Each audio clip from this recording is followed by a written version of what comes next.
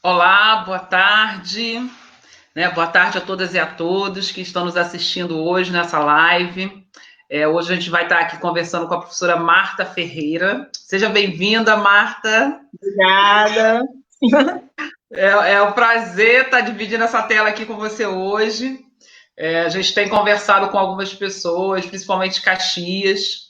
A Marta também, além de moradora, é professora aqui na cidade, né? Ela é professora lá do Colégio Estadual Minervina Barbosa Castro, de Castro, né, Marta? A gente estava brincando Isso. que é um nome comprido. Ainda tem uma professora, professora Minervina. Isso. E fica aqui em Santa Cruz, onde a Marta atua, né? Então, historiadora, pedagoga, candomblecista, e a gente está aqui para falar justamente hoje de racismo e religião, né? A gente tem acompanhado nos últimos anos, nos últimos períodos aí, um número de centros que têm sido atacados, depredados, não só em Duque de Caxias, mas em toda a Baixada Fluminense. E a gente quer conversar um pouquinho sobre o que a gente tem chamado desse racismo religioso, e não faltam exemplos, né, muito dolorosos, inclusive, para a gente pensar e discutir, mas não faltam exemplos que demonstrem o cotidiano, né, de quem das religiões de matrizes africanas sofrem. Sofrem tanto na rua como na escola, né? A escola, muitas vezes, é o pior lugar, né, para as nossas crianças que professam a fé. Então, são elementos para a gente poder discutir. Queria que a Marta se apresentasse antes da gente começar efetivamente, né, Marta? Marta por Marta Ferreira, se apresenta para a gente. Boa tarde. Antes de qualquer coisa, eu é que agradeço, né, a oportunidade de estar podendo falar. Eu sou Marta Ferreira de Oxum, sou Iaqueterê, mãe pequena no Ileaxão Milareia Sabá, aqui em Santa Cruz da Serra, ali no Barro Branco. Né? A nossa casa de santo ela tem por característica muitas crianças, muitos adolescentes que são famílias inteiras lá. Meu mestrado foi em educação e pesquisando educação nos terreiros e o doutoramento na UERJ. O doutoramento também está sendo em educação, pesquisando educação nos terreiros também lá na Unicamp. E eu estou totalmente implicada nessa pesquisa, né, porque eu falo de dentro, né, porque eu sempre fui candomblecista, e é bem interessante pensar, estava até conversando com a professora Rose antes, né, pensar essa questão do racismo religioso em escola, porque quando eu assumi a matrícula no Estado, eu estava de preceito religioso, eu tinha acabado de me iniciar, então, senti na pele, enquanto professora, né, a questão do racismo religioso, a dificuldade das pessoas me verem de branco, de pano na cabeça, de fio de contas, careca, né, que as pessoas sabiam, quietinha, sem falar muito, e aí eu comecei a pensar, se como uma professora tem essa situação, imagina com os alunos, né, se a gente, enquanto os colegas que estão ali em volta, se eles, né, te discriminam, imagina com os alunos também, né? E adolescentes e crianças, eles não sabem muito bem como lidar com isso, né? Eles vão construindo aos poucos as estratégias de empoderamento para poder dar conta dessas questões. Então, a minha pesquisa, por isso que eu falo que eu sou totalmente implicada, né? Não tem Poxa, como eu dizer que eu estou falando de fora, não, estou falando de dentro mesmo e faço questão de deixar isso bem explícito nos textos que eu publico e no próprio corpo da pesquisa, né? Enfim, acho que é olha aí. um E pouco isso é isso. fundamental, Marta, é o que você está dizendo, né? E você fala dos dois lugares, né? Tanto do lugar de quem pratica a religião, como no lugar de professora. Uhum. E a gente precisa colocar isso, assim, a escola não é esse espaço neutro que muitas vezes a gente aprende, né? A escola expressa, sim, muitas das contradições da sociedade, e o racismo é um deles, né? E o É, racismo com, com relação às religiões de matrizes africanas, muitas vezes se expressa. E quando ele não se expressa é porque as pessoas, com medo de virem a sofrer né, desse racismo, se resguardam, se preservam, né, e não colocam a sua religião. E isso acontece com muitos dos nossos alunos e com as nossas famílias também. Você falava sobre isso, não por um acaso, eu procurando nas minhas coisas, encontrei um artigo que não é atual, ele é de 2009, mas eu fiz questão de trazer ele porque, assim, em 2009 a gente já tinha a Lei 10.639, né, onde todas as escolas, seja da rede pública ou privada, devem trabalhar com a história africana, indígena. E aí foi uma reportagem que saiu lá da escola de Macaé, que dizia o seguinte, né, para quem não conhece, livro sobre Exu causa guerra santa em escola municipal. A professora umbandista diz que foi proibida de dar aulas na unidade de Macaé. E essa professora, ela estava querendo trabalhar, né, o livro Lendas de Exu, que inclusive era recomendado pelo MEC como um livro para trabalhar a história africana, trabalhar sobre a religião. Então, assim, isso foi em 2009. E hoje, Marta, a partir das suas pesquisas, do que você tem acompanhado, como que nós estamos? A gente tem muita dificuldade com a implementação da lei, né? Porque as pessoas não entendem ou não querem entender que a questão da história e cultura, né, africana e afro-brasileira, como está na lei, e das populações, das civilizações indígenas, né, com a 11.645, não é para trabalhar em datas específicas, não é em novembro que eu tenho que lembrar da negritude, né? A gente tem que trabalhar, isso tem que estar inserido no currículo. E aí a lei é bem específica quando ela fala que tem que ser nas áreas de literatura, história, sociologia e arte.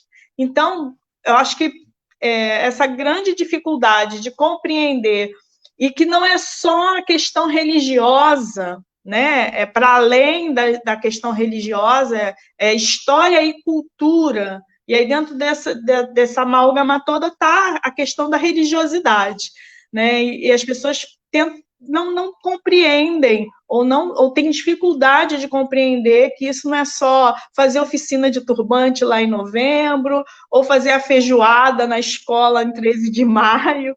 A proposta não é essa. A proposta é de uma inserção curricular, né? Você tem que estar dentro da matriz curricular, não chamo nem de grade, que grade prende, né?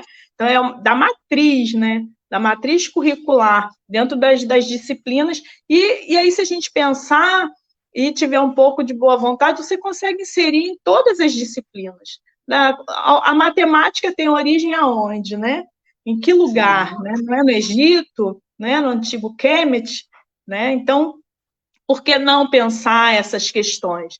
Para a gente que já está inserido ou no movimento negro, ou é povo de comunidade tradicional de terreiro, ou povo quilombola, ou civilização indígena, a gente já tem essa preocupação de pensar essas questões, até mesmo antes da lei, né? Que a lei é o resultado de anos de luta, né? Dos movimentos, né? E aí a lei chegou. Só que aí a gente para e vê que tem uma lei, mas não tem um movimento para a implementação dessa lei, não tem uma equipe de gestão que esteja aberta para a implementação dessa lei. Quando a gente pensa aí no caso da professora, se eu não me engano, o nome dela é Maria Cristina, lá de Macaé, é extremamente atual essa questão. Né? A gente teve um problema com o livro da Kilzan, aí não tem muito tempo, deve ter no máximo 2 anos, num SESC, aqui de Barra Mansa, né, que não deixaram usar o livro dela, porque falava de orixás, e era uma história para criança, e aí a gente fica pensando que essa escola ela foi organizada no modelo ocidental de pensar o mundo. Então, a Páscoa está rolando o tempo todo na escola, né? A ação de graça rola o tempo todo. Se a gente não estiver atento, rola culto dentro da escola, é porque a gente está sempre atento para que isso não aconteça. E o discurso que se tem para justificar isso é que não é normal, não foi o aluno que pediu, né? A maioria quis, mas aí a gente fica pensando, por que essas crianças, adolescentes e até professores mesmo, adultos, não assumem a sua religiosidade de matriz africana? Porque não é fácil assumir nesses espaços, né? Não é fácil. Existe toda aquela demonização, e aí pensando até de onde vem a nossa religiosidade, que vem de um povo escravizado, né? Que o objetivo foi desumanizar, né, nossos ancestrais para justificar a escravização deles. Né? E foi daí que veio as religiões, as religiosidades de matriz africana, né, dos escravizados, das suas organizações de resistência pela manutenção das suas ancestralidades, dos seus cultos. Né? Então, tudo que vem do negro escravizado, ele é demonizado. E, na verdade, para a gente não faz sentido nenhum, porque a gente nem acredita nessa questão de demônio, nessa dualidade. Isso tudo é uma lógica ocidental, mas precisava se justificar por que escravizar outro ser humano. Né? Então, o caminho foi desumanizar, né, os nossos ancestrais, e esse reflexo a gente vê até hoje, na escola e em outros espaços também, né? E, então, não é uma tarefa fácil se assumir de uma religiosidade de matriz africana, se assumir enquanto negro, né, enquanto povo preto, não é uma tarefa fácil de fazer, porque existe toda uma carga de violência mesmo, e que as pessoas tentam evitar, minimizar, evitar o seu próprio sofrimento. E aí é o que eu me preocupo muito, né, com crianças e adolescentes, que eu fico vendo as crianças no terreiro, elas são extremamente felizes no terreiro. Né? Elas brincam, elas cantam, elas dançam, elas imitam orixá, e aí quando vão para a escola elas começam a se esconder. Né? Sim.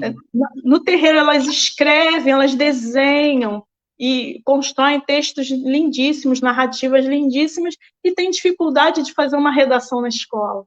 Então, essa é a grande preocupação. O que nós, né, não estou dizendo que a escola é a grande culpada, não, acho que é um modelo que a gente tem, ocidental, de pensar essa escola, que traz esses resultados mesmo para a gente. Né?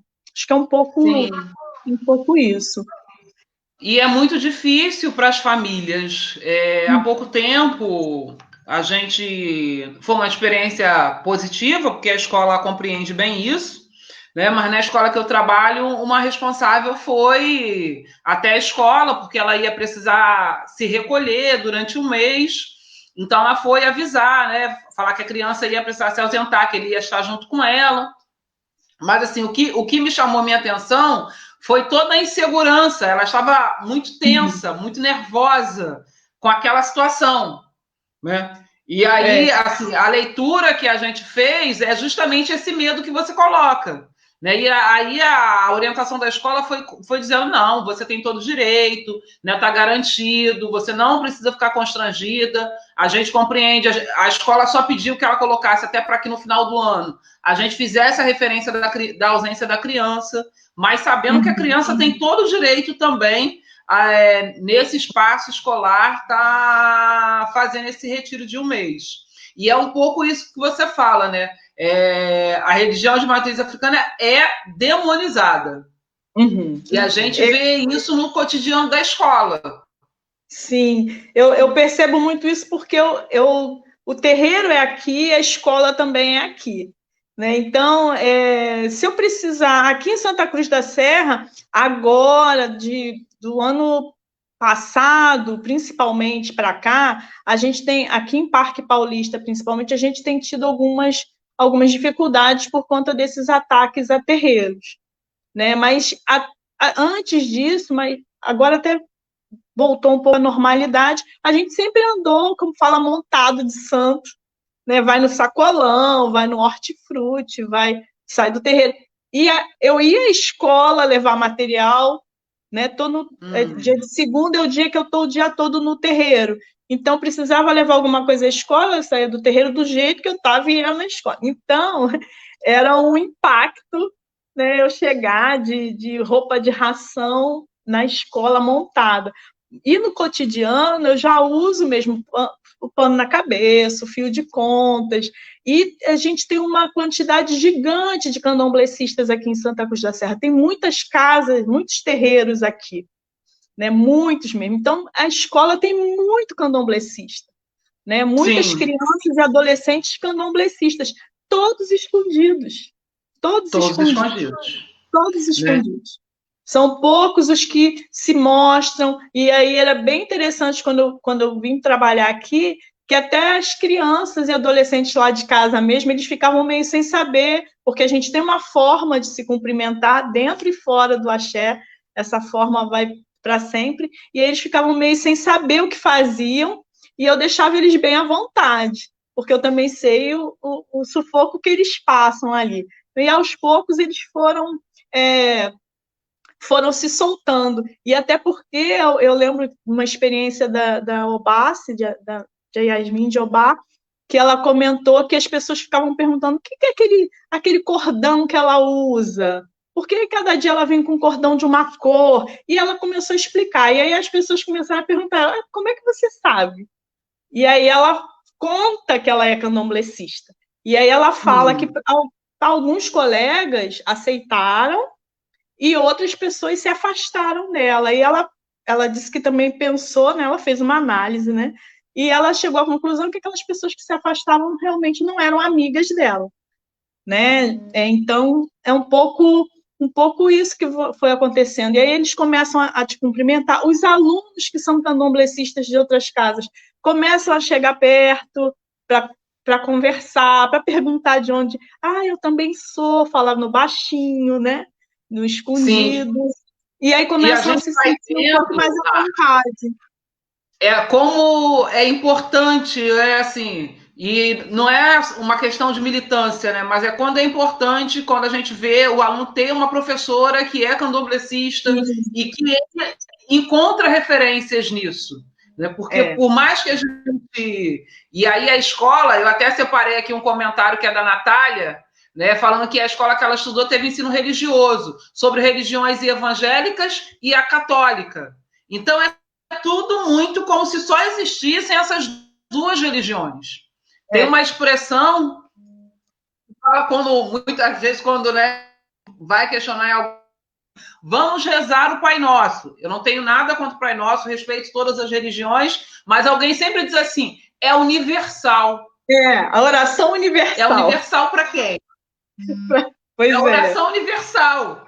Então, tudo bem. Um dia a gente reza o Pai Nosso, no outro dia a gente faz uma gira, né? Canta uma gira, e aí a gente pode começar a universalizar isso. Né? Mas realmente fica muito invisível, né? Eu tive uma experiência dessa numa escola que eu trabalhei. Eu era da equipe de gestão, e aí, na primeira reunião, a direção propôs essa reza universal, a oração universal, né? E aí eu falei com ela depois, né? Que para não acontecer, porque na escola nós tínhamos professores até ateus, e eu acho que é uma agressão, né? Fazer a pessoa levantar, fechar o olho, rezar. Isso não se faz, né? Acho que tem que respeitar todo mundo, né? Então, que não cabe falar, se você propor isso de novo, eu vou propor cantar um xirê também, ou a minha reza, que a gente chama de adura, é toda cantada, tocada, batendo palma, então vou propor também, que aí a gente vai começar a ter que propor para várias religiosidades. E essa questão da aula do ensino religioso no Estado é uma questão bem complexa, porque é facultativo. E na hora da matrícula, poucas escolas informam que é facultativo. Né? O aluno não é, até por conta de pensar na organização da escola, os alunos que não quiserem vão ficar em tempo vago, né? Então, quase não é informado para os alunos e para os responsáveis que é facultativo. Né? Isso é omitido na maior parte das vezes.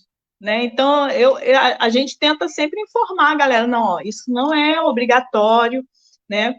Até porque o que acontece é justamente isso, são poucos os professores concursados de matriz africana, a gente encontra muito mais da vertente evangélica e católico, né? As outras vertentes, as outras denominações religiosas, a gente pouco vê professores, é muito raro mesmo encontrar, né? E é uma grande luta que a gente tem, porque isso está na Constituição, né? Esse ensino religioso facultativo. Então, é uma Sim, dificuldade até para a gente lutar para tirar isso, né? É complicado.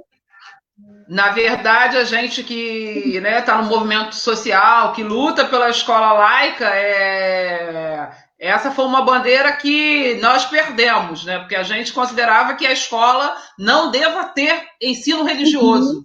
Que a gente pensa que a religião é do cunho privado, né? Cada um pode escolher a sua, deve escolher a sua, ou não, enquanto a escola está nesse lugar do público, do laico. Né? Então, embora a gente saiba que esse é o mundo ideal, porque no mundo real sempre teve muito misturado. Em muitas escolas, ainda hoje, você vai chegar e você vai encontrar o crucifixo nas salas de direção ou nos auditórios. Então, são coisas que vão sendo construídas. Até os nomes das escolas públicas, né? Nomes de santo, São Judas Tadeu, enfim, são colégios, e aí você tem o nome do santo e tem lá a imagem do santo em algum lugar. Eu trabalhei no São Judas Tadeu, e era bem interessante até porque os alunos jogavam bilhetinho no São Judas, sabe, dia de prova. Quando eu limpar o São Judas, estava cheio de bilhetinho de ajuda, pedido de ajuda, né, para a prova, enfim. Né, até porque a gente tem essa amálgama de religiões. Outro dia eu estava conversando com um grupo e a gente estava pensando em algumas coisas que a gente fala, isso é coisa de terreiro. Falei, não, gente, isso é coisa de família preta, né? Do povo preto. Né? É o chá, é o banho de poço, né? É o xaropinho feito com ervas. Isso é coisa da família preta, porque são as nossas ancestralidades, independente até da religiosidade. Né? Quem é que não tem lá quem ensinou a fazer um chazinho, o banho de arnica para quando a criança cai e fica com dor, né? E isso não é ligado só a povo de terreiro, isso é ligado às civilizações indígenas, isso é ligado à família preta, aquela tua avó, né? Aquela tua bisavó que tinha esse hábito e foi passando para a gente também. Né? Então, pensar um pouco nessas possibilidades e nessa riqueza de informação. Por exemplo, uma criança de terreiro, ela tem informações sobre folhas, sobre meio ambiente gigantes, né? Porque elas aprendem a respeitar a natureza. Até para colocar as suas oferendas, tem um lugar específico, tem formas específicas. Hoje em dia, a gente quase não usa os recipientes de barro e louça, a gente, quando vai levar para a natureza, leva nas folhas, folha de mamona, né? Então, tem um horário para pegar a folha, tem uma forma de tirar a folha, né? Para que a planta não morra. Tudo isso essas crianças, esses jovens vão aprendendo dentro dos terreiros. Então, olha a riqueza que poderia estar sendo aproveitada dentro da própria escola também. Né, essas experiências desses alunos. E, na verdade, o que é enfatizado é um discurso ocidental de demonização, de que tem parte com demônio, de que, enfim, de bem e mal, uma dualidade que para a gente não faz sentido, porque é uma outra lógica, uma outra forma de entender o mundo, e as nossas questões elas vão para além dos muros do terreiro. É uma filosofia de vida, é um modo de ser, né? A gente trabalha com a visão de família estendida, de maternagem, então é uma outra forma de educar mesmo, né? De tentar uma outra formação. Né? Então, eu acho que se a escola abrisse os olhos, né, para tirar essa marca forte racista, né, de dentro dela, ela ia poder aproveitar e muito a experiência dos alunos e dos professores também, né, de matriz africana, dentro do seu espaço, não só nessas datas, mas nos cotidianos mesmo da escola, né? Porque esse racismo religioso, ele é muito duro, né? Ele é muito duro. E eu acho que essa dureza dele, principalmente agora, nesses tempos que a gente tem passado, né? Ele é muito cruel, né, para essas crianças e adolescentes, né? A Poliana colocou justamente sobre isso, Marta, que ela fala, para as crianças é muito difícil a realidade de ser condolecistas, justamente por essa demonização das religiões de matriz africana, mas a adolescência vira uma ferramenta, na adolescência vira uma ferramenta e posicionamento. E acho muito interessante quando você coloca assim, a diferença, né? É uma posição de vida, é uma diferença da cosmovisão que a gente tem do mundo. E aí eu acho que tem dois elementos que são muito centrais, né? Que é essa questão das ervas medicinais, né? E aí, se a gente... das ervas medicinais, quando a gente olha em cada esquina, abre uma farmácia, né? E quanto de conhecimento, quanto ainda pode ser explorado dentro dos medicinais. E aí, se a gente for comparar, né, o nome bonito, a homeopatia. Homeopatia. Né? Pensando essa referência ocidental, né, e tudo isso é desconsiderado. Acho que um outro elemento que também muita gente desconhece, que é essa relação com a criação, com a natureza, que as religiões de matrizes africanas trazem. E sem essa... porque eu costumo dizer que o pecado é a invenção ocidental. Sim, para a gente não faz sentido. Então, essa invenção ocidental do pecado, dessa dualidade que você estava falando, ou é bom ou é ruim. E a gente vai vendo quantas relações vão se criando com relação a essa demonização. Né? Um exemplo que a gente sempre, quando faz cursos e as pessoas que discutem o tema trazem, é o tridente. Né? Todos acham o tridente de Netuno, do Aquaman, poderoso. Né? E o tridente da religião de matriz africana é demoníaco. Então, a gente vai vendo como tem 2 pesos e 2 medidas nessas relações. Então, é fundamental que a gente... e aí a gente vai vendo alguns exemplos aqui.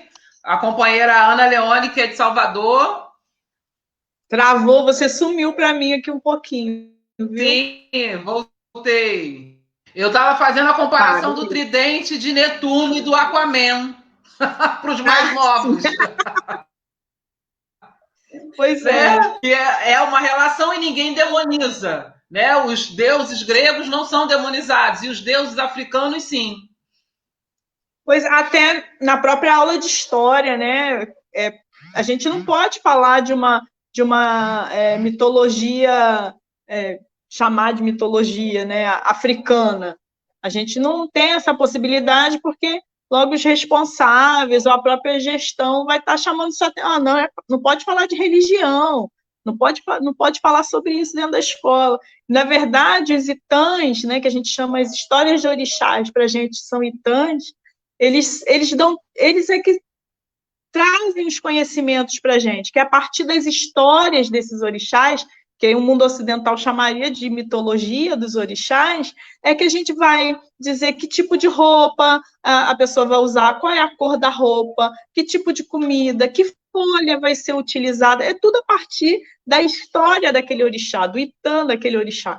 Eu costumo dizer que o Itã é a mola mestra da produção de conhecimento dentro do terreiro. E essas histórias, elas não têm aquela coisa da moral no final, né, do certo ou errado, não tem.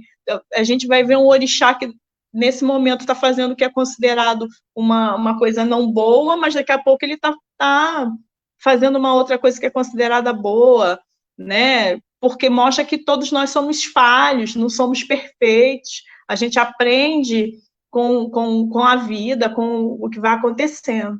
Né? E um outro detalhe, aí, pegando até o que a dofona Poliana de Airá, a Poliana Aires, é filha lá de casa, é uma percussionista, os filhos dela todos são iniciados, crianças e adolescentes, e aí, pensando nessa estratégia de empoderamento, eu vejo que esses conhecimentos né, que esses itantes, que essas histórias trazem para essas crianças e para esses adolescentes, é que instrumentalizam ele para ele entender que realmente o que estão chamando ele de demônio, ele vai se resguardar para evitar conflitos naquele espaço, mas que para ele não faz sentido nenhum, né? Porque ele sabe o que ele está cultuando, qual é a ancestralidade que ele está cultuando. Então, eu acho que é esse trabalho que o próprio Pai de Santo lá em casa e a gente faz, de informar, de estar conversando, de estar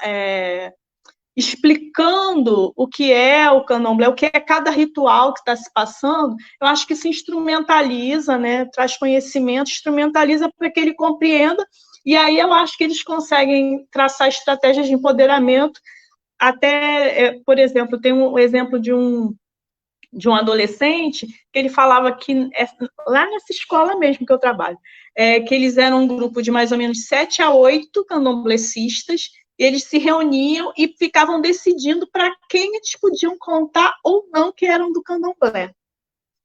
Né? Então, eles criam estratégia, porque, não, fulano a gente não vai implicar muito, não, vamos contar para ele a verdade. Convidavam para a festa, convidavam alguns professores para festas no terreiro. Então, eles vão criando algumas estratégias, e eu acho que essa estratégia, que eu não falo que um adolescente está empoderado, mas eu acho que ele cria estratégias de empoderamento, e essas estratégias eu acho que é a partir dos conhecimentos que eles vão adquirindo no próprio terreiro, das coisas fazerem sentido para eles, né? De não ser uma coisa sem uma explicação, sem ter um porquê, né?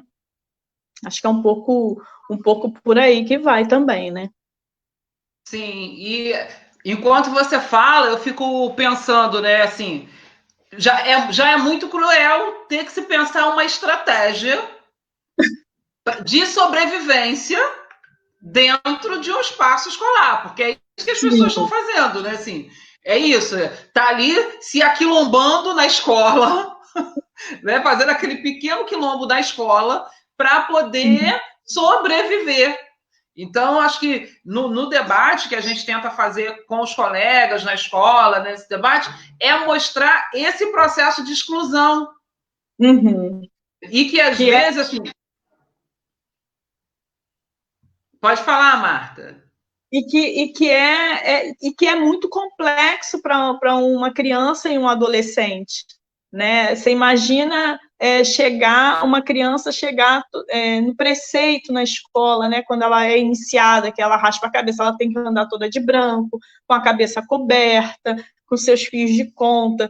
E se ela não tiver o apoio da escola para poder enfrentar ali aquele momento com os colegas em volta, com o responsável, que às vezes os responsáveis também são extremamente cruéis. A gente teve o caso agora recentemente de uma menina de Oxalá, que ela está com 8 anos agora, a mãe proibiu, ela foi iniciada em janeiro, então ela foi para a escola e a mãe da amiga proibiu a amiguinha de brincar com ela, porque ela se meteu com essas coisas, e ela ouviu a mãe da amiga falar isso, né? A amiguinha nem se importou, a criança mesmo não se importou, mas a mãe não deixou, e isso para ela ficou muito sentida, porque era amiga, a mãe da amiga dela, se referindo a ela daquela forma, uma pessoa que ela frequentava a casa.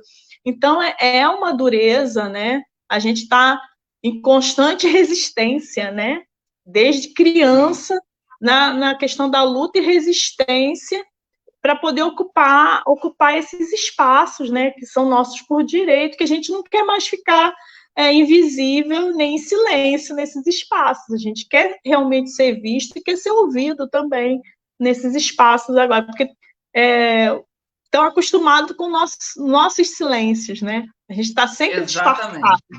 Os fios de conta por dentro da roupa, né? E agora a gente não quer mais fazer isso. A gente está mais se mostrando e está instrumentalizando as nossas crianças na medida do possível para que elas também consigam fazer isso. Teve uma escola aqui também municipal, não lembro o nome, não vou lembrar agora, que a gente sempre faz uma declaração antes do recolhimento para levar para a escola, porque tem lá, eu esqueci agora o artigo, a deliberação, que dá direito à criança né, a ficar afastada durante o período de ritual dentro do terreiro, e ela sai do ritual e volta para a escola. A escola não queria que ela voltasse enquanto não acabasse o preceito.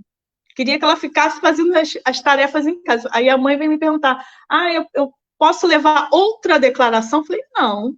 A declaração é enquanto ela está recolhida.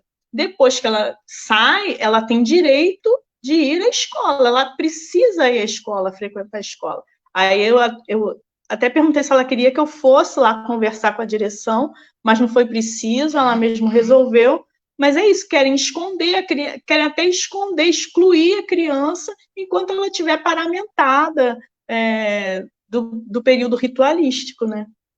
E aí você vê, né, assim, como você disse, né, e é importante instrumentalizar essa família para saber que essa criança tem esse direito, né, da mesma forma que quem professa adventista do sétimo dia, né, é resguardado o direito de naquela sexta-feira não frequentar a escola. Então, assim, não é nenhum favor. E aí precisa instrumentalizar a família para esses processos, né, de lutar pelo direito a expressar a sua fé. Né? E você falava lá atrás da questão das crianças, e a gente que lida com criança, eu trabalho com educação infantil, né? Alfabetização esse ano de 2020 que não existiu, mas eu pretendi alfabetizar os meus alunos. A gente vê que criança tem curiosidade, mas não tem o preconceito. Eles têm curiosidade, eles querem saber por que está usando essa roupa, o motivo, né? Mas é diferente, né? E quando eles reproduzem algum preconceito, já é muito resquício desse acúmulo que você está trazendo para a gente hoje, né? E aí a Poliana colocou aqui, bem legal, a Poliana Aires, é preciso que lutemos pela descolonização do pensamento. Não é uma tarefa fácil, é verdade. Não é fácil, porque a gente tem que desconstruir, inclusive, entre os nossos, e eu falo entre os nossos professores e profissionais e escola, né? Porque são séculos de construção racistas. E aí ela fala, trazer os filhos zelados pela religião cria uma consciência diferenciada do mundo. Né? É isso que a gente está tentando um pouco aqui. Fazer... A escola, ela trabalha com a questão da cosmovisão, né? Você precisa ver... Mutumbaxé, Ganta, tá me dando mutumbá ali. Precisa ver para crer, né? A gente não. A gente trabalha com o que uma autora nigeriana, uma epistemóloga, Oyeomi Oyeronke, ela chama de cosmopercepção. A gente precisa sentir. A gente não tem que ver, a gente sente. Né? É o arrepio, é o sabor da comida, sentir a ancestralidade, é o toque o tempo todo, é o dançar. Então, a gente sente. Né? Então, é até um outro exercício de enxergar o mundo. E quando você fala dos colegas, tem uma experiência bem interessante, que foi um professor e aí eu não ouvi, né? Que eu passei, mas tinha uma filha de santo da casa, uma adolescente, no grupo da aula, e quando eu passei, diz que o professor comentou com a turma, lá vai a macumbeira da escola. E aí a menina ouviu, né, e ela é lá do terreiro, comentou com os outros adolescentes do terreiro, não fala nada para a Iá, que a Iá vai lá, vai reclamar com o professor, porque ela ficou com medo de também ele ficar perseguindo ela, ficar implicando, alguma coisa parecida, mas aí os adolescentes me contaram, né? Claro que eu não expus ela, mas cheguei até a direção, perguntei se a gente não ia fazer uma atividade para pensar, né, a questão de negritude com os professores, e ela disse que iam fazer alguma coisa com os alunos em novembro. Aí eu contei a situação para ela, falei, não vou falar quem foi a aluna para não expor, mas eu acho que os professores precisam também estar repensando, dialogando, a gente trazendo alguns textos, muito baixé, Dofona Larissa, trazendo alguns textos, né, para a gente pensar e dialogar um pouco sobre essas questões, porque se falou numa turma sobre uma funcionária da escola, uma colega de trabalho da escola, e acho que o maior agravante, com alunos candomblecistas, com alunos de matriz africana dentro da sala de aula. Então, nem tanto porque ele não falou para eu ouvir, mas os alunos que estavam ali e que se identificaram, ouviram, e como é que fica essa situação, né? É o racismo religioso batendo forte e se fortalecendo dentro da escola, né? Fazendo com que esses adolescentes se escondam cada vez mais, né? E a gente sabe que a escola tem várias relações de poder. Então, ou seja, né, se a gente imaginar que assim, ele está se referindo a um colega na mesma hierarquia desta forma, como é que ele olha para esse aluno e para essa aluna em sala de aula? Pois é, então a questão desse poder, né, a forma como esse poder é organizado é extremamente complexo também dentro da escola, né? Quem é que tem voz nessa escola também, né? Até que ponto quem tem voz, enfim, quem é enxergado nessa escola, que é um grande complicador, né? Às vezes a gente escuta algumas coisas que chocam bastante, né? Se chocam a gente, que é adulto, você imagina uma criança e um adolescente. Então, acho que pensar essa questão do racismo religioso nas formações de professores, né? Pensar agora, né? Agora, não agora, mas com a questão das cotas, a gente dentro do espaço acadêmico também, né? Nós, deixando de ser objeto de pesquisa e sendo os pesquisadores, né? Tem a galera quilombola fazendo pesquisa, povo de terreiro fazendo pesquisa, povo indígena fazendo pesquisa. E aí, o que eles fazem com a gente nesse espaço acadêmico? Né? Porque são pesquisas outras, são teorias outras, são outros modos de vida que não seguem essa linha cartesiana de pensar a academia e que reflete lá no chão da escola, né? Porque o que rola na academia reflete no chão da escola. E aí, como é que lida com essas questões agora, né? Porque a gente já meteu o pé na porta e já está dentro. Né? E aí a gente começa, não é? E aí a gente começa também a fazer um rebuliço dentro da escola também, que é uma coisa que a gente já faz há muito tempo dentro da escola, né? Esse movimento de tentar mudar essa forma de olhar o aluno, de olhar o próprio colega, de olhar o mundo que está à volta dele, de não ter um olhar tão eurocentrado, tá? Que a gente sabe da formação, que é uma formação muito eurocentrada ainda, mas que a gente tem que abrir as possibilidades, né? Porque a escola, o público que a escola atende, ele é diverso demais, né? Não dá para seguir uma única visão, uma única lógica, uma única formatação, né? Achar que é normal ter Páscoa, ter ação de graça, ter cantata de Natal, e não ser normal um aluno querer dançar, tocar um atabaque, jogar capoeira, porque algumas escolas eu estou sabendo que até capoeira está sendo difícil, né? Que tem gente reclamando da capoeira dentro das escolas. Então, sim. E aí, como é que fica essa questão, né? A que ponto a gente está chegando? A gente está, depois de tanta luta, a gente vai começar a retroceder no pouquinho que a gente conseguiu conquistar, porque não é muito ainda, e perceber, né? Porque assim, eu particularmente, né, na minha posição de lidar com as pessoas, eu acho que às vezes tem pessoas que reproduzem esse racismo, né? Embora tenham algumas ações para combater, acabam reproduzindo isso. E dentro da escola isso é muito comum. Quando você fala de escolas questionando o atabaque, eu já conversei uma vez com o mestre de capoeira, que ele entrou com o atabaque no carro, fez a apresentação. Não viram ele entrar com o atabaque. E aí depois a escola foi procurá-lo para dizer que ele não deveria usar o atabaque na capoeira. Era uma escola privada, essa situação. Gente. Né? E tem situações de, por exemplo, professor colocando que quando foi trabalhar uma ukulele, que ele foi questionado na escola porque estava trabalhando uma ukulele. Então, isso acaba influenciando diretamente naquilo que o professor vai ensinar.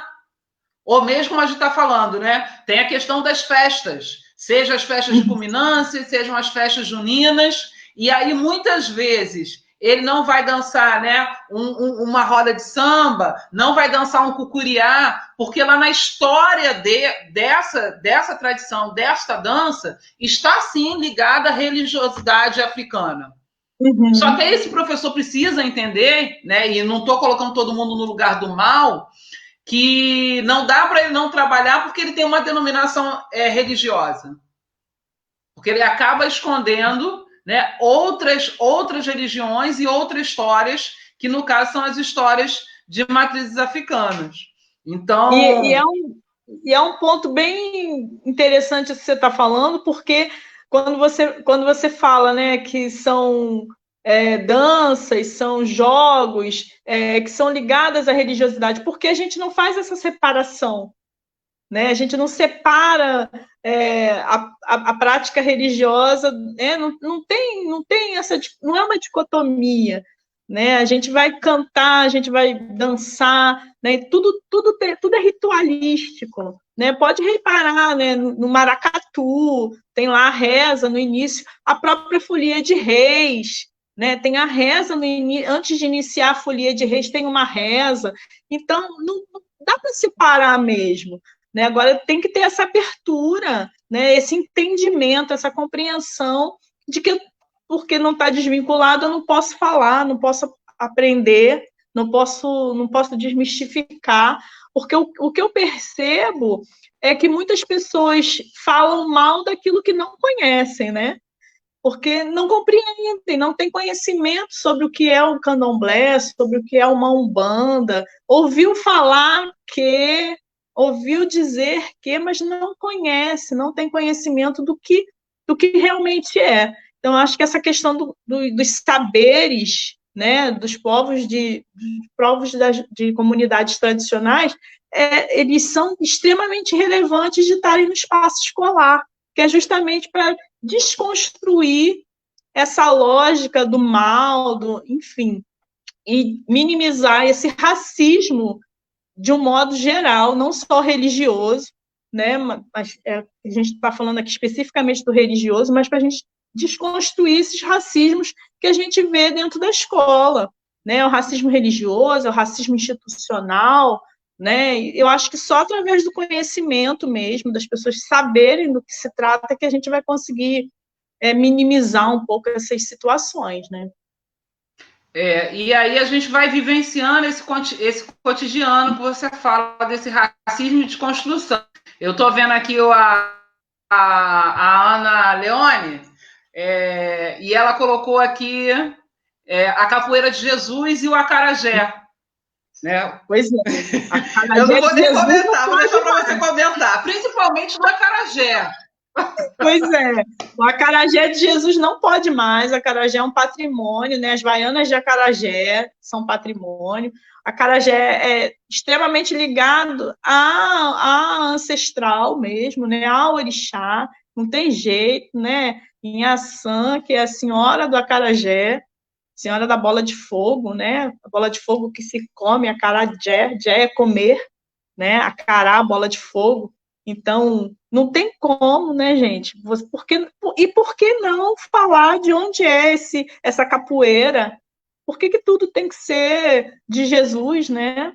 Não faz sentido isso, né? Tem uma história por trás dessa capoeira, tem uma história por trás desse acarajé, tem um porquê de serem baianas do acarajé, não é à toa, né? Não é à toa, tem ritual, né, para tudo, mas você só vai comer o acarajé se for acarajé de Jesus, só vai jogar capoeira se for uma capoeira de Jesus, né, enfim, é muito complexo e complicado, né, pensar por esse caminho de eurocentral o tempo inteiro, né, de pensar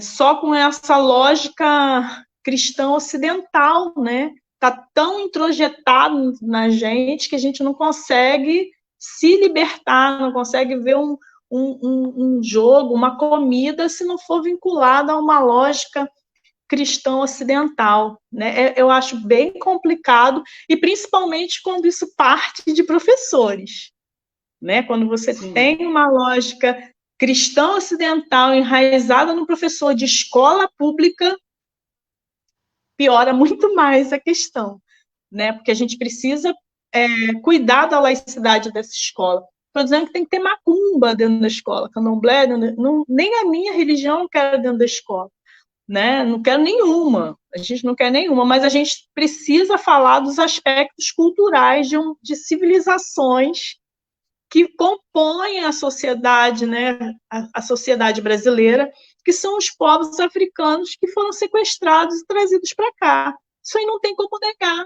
Isso montou a nossa cultura, isso construiu a nossa história aqui, essas pessoas que foram sequestradas. Elas foram sequestradas e não chegaram aqui vazias, sem nada, e nem esqueceram quem elas, até tentaram fazer com que elas esquecessem, mas ninguém esqueceu quem foi, de onde vieram, suas tradições de comida, de religiosidades, tradições familiares, sociais, econômicas, né, força de trabalho, de tecnologias, né, enfim. Acho que isso, enquanto professores e de escola pública, eu acho que a gente não tem como abrir mão dessa perspectiva, né? Eu acho que a gente está sendo cruel até, né? Se você faz um apagamento, né, de toda essa história, de toda essa influência, tudo isso que constitui a organização social do Brasil, né? Eu acho. Tem a Cristina Mello, ela está aqui, deixa eu ver se não vai ficar muito na frente, que às vezes fica muito na frente, ela até tiro. Mas ela fala, fica muito na frente. E tem coisas muito legais. Depois você pode dar uma olhadinha naquilo que a gente não conseguiu colocar aqui. E uma delas é a da Cristina Mello, que assim, é alguém que é de religião evangélica, mas que compreende toda essa necessidade. Aí lá no finalzinho do texto que ela colocou aqui para a gente, ela fala que a escola tem a responsabilidade porque omitem muitas verdades, principalmente sobre a história real do povo brasileiro e de nossas raízes da África. Então, são elementos que para a gente é fundamental. E, nesse sentido,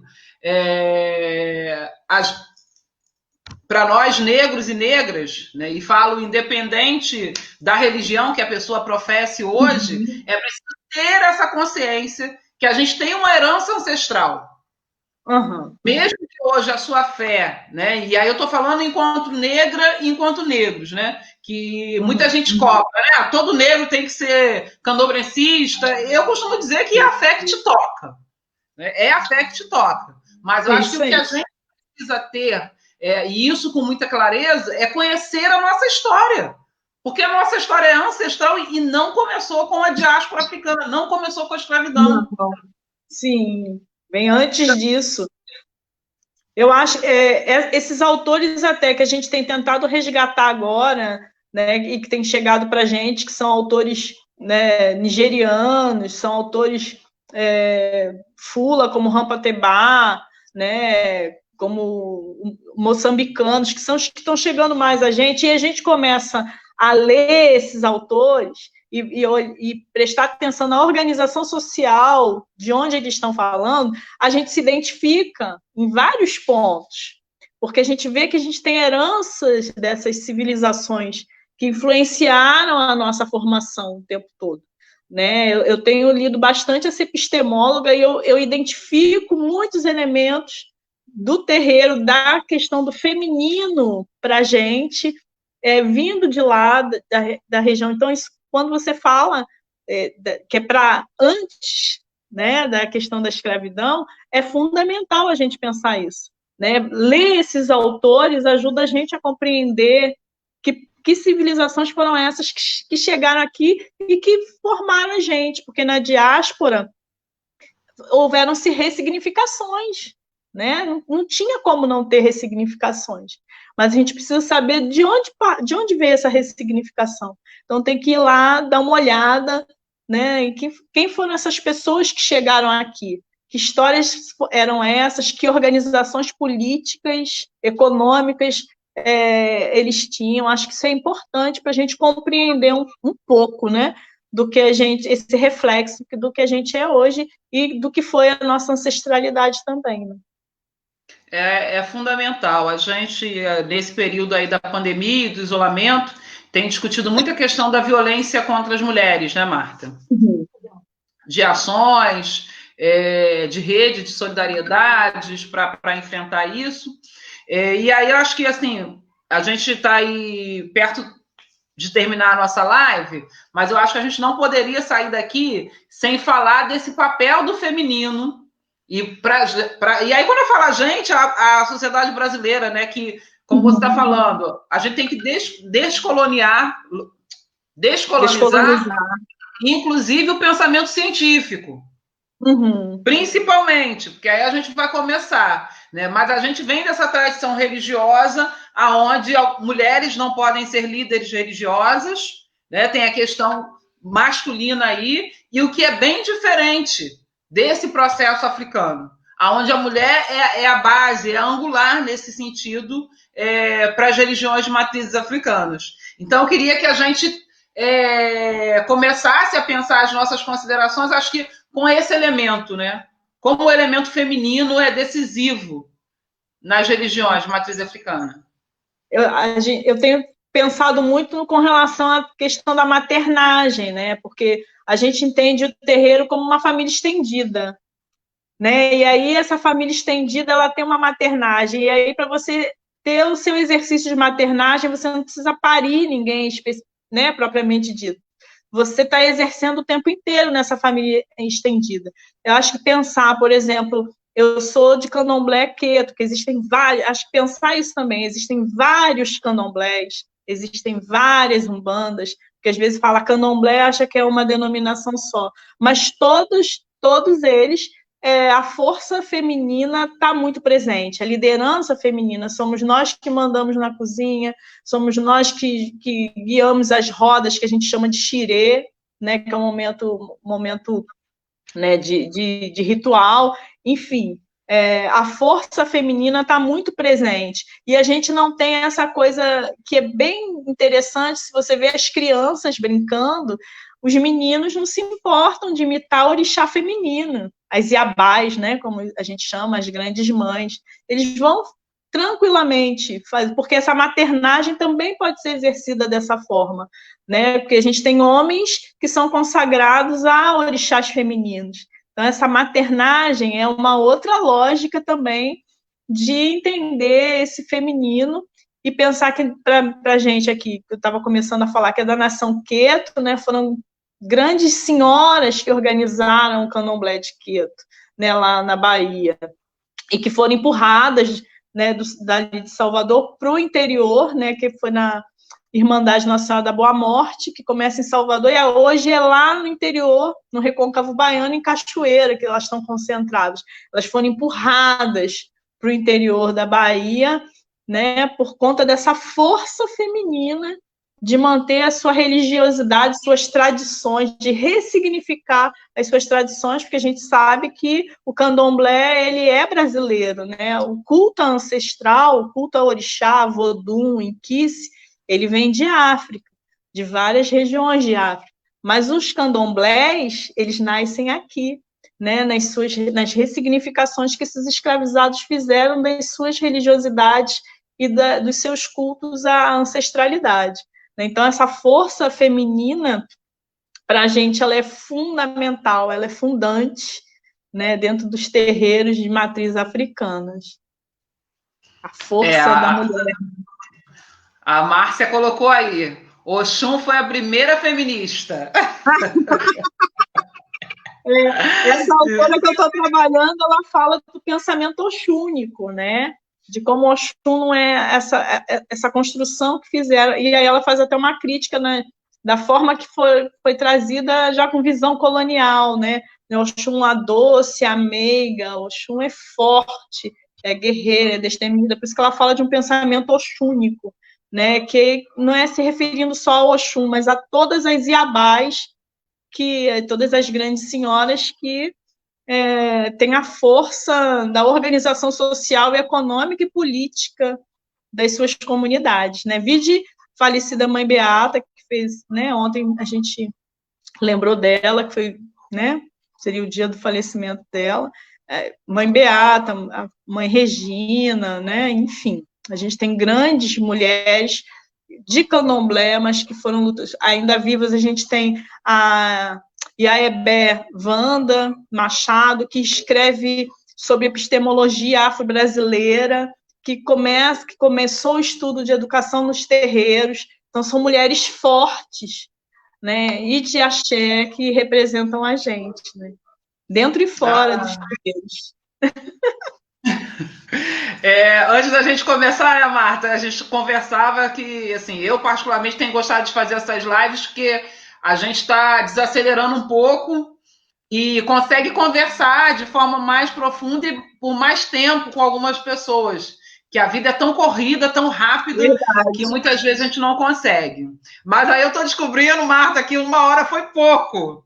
Que ainda tinha muita coisa que eu queria conversar, queria provocar, que eu acho que assim, a gente depois precisa fazer, né, outros momentos, outras provocações, como, por exemplo, candomblecismo e capitalismo, como é que a gente lida com isso, como é que a gente lida com o extremo embranquecimento, né? Então, assim, outros temas tantos que a gente poderia tem ainda para conversar. Então, eu quero já de antemão deixar esse convite em aberto, né? Se não for aqui em outros espaços, até ótimo. Espaços escolares, como você falou, né? A sua casa fica ali do lado da escola que eu trabalho, que é a Barro Branco, né? E com certeza devem ter alunos de lá que eu não sei quem são, porque eles se escondem.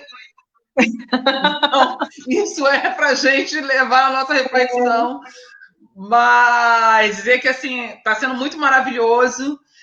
Queria que você colocasse aí, desse seu recado, colocasse aonde as pessoas podem te encontrar, te convidar para ir nas escolas para falar sobre isso, que é fundamental. Beleza. Então, meu contato está aqui do Instagram e do Facebook. Me acessando lá, eu sempre respondo.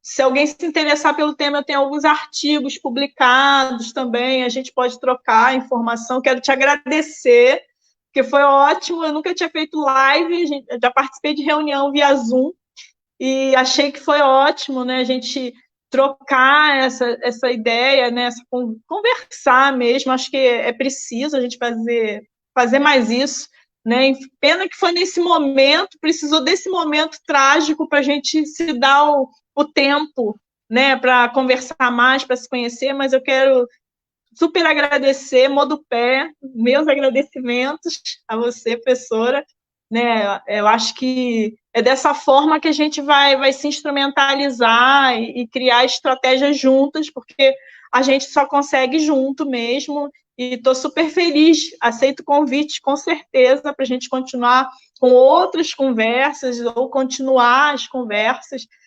Foi um prazer para mim. Obrigada, galera lá de casa, o pessoal do terreiro que está aí, acessando, assistindo, querendo sempre aprender. A gente tem muita gente aí estudando, muita gente pesquisando dentro do terreiro, muita gente fazendo arte, né? É um orgulho para a gente. Né? A gente tem as nossas atividades culturais lá na casa, sempre tem em março, a gente participa das atividades do 21 Dias de Ativismo contra o Racismo.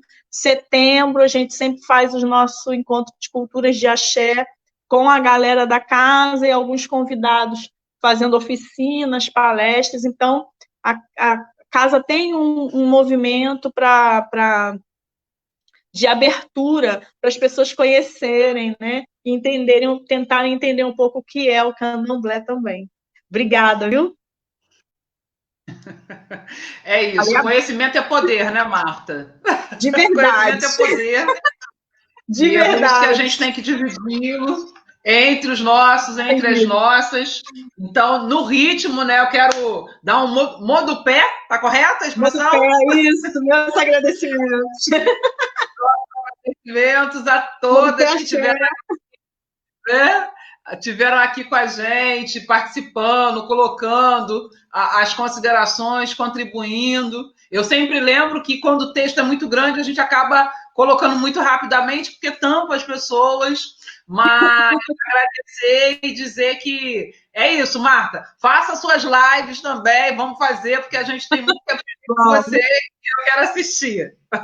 Beleza, obrigada, viu? Até a próxima, pessoal. Beijo, Só para gente. dar um aviso, antes de dar um tchau mesmo, na semana que vem a gente vai estar com o Osmar Paulino, que é do FAIM, né, o Festival de Artes de Imbariê, porque é isso, tem muita gente fazendo aqui em Duque de Caxias, fazendo em todos os distritos, e a gente precisa cada vez mais estar criando essas redes, principalmente no pós-pandemia, porque senão está sendo fácil, a gente não vai voltar à normalidade, logo assim que, né, o isolamento terminar. Então, a gente precisa fortalecer as redes, principalmente no pós-pandemia. E na próxima, a gente vai fazer na segunda-feira, né? O Osmar não podia na terça, então nós vamos fazer na segunda, às 15 horas, e vamos falar de cultura, porque a periferia está produzindo muita coisa boa. Verdade. Tchau, pessoal. Tchau, tchau. Tchau.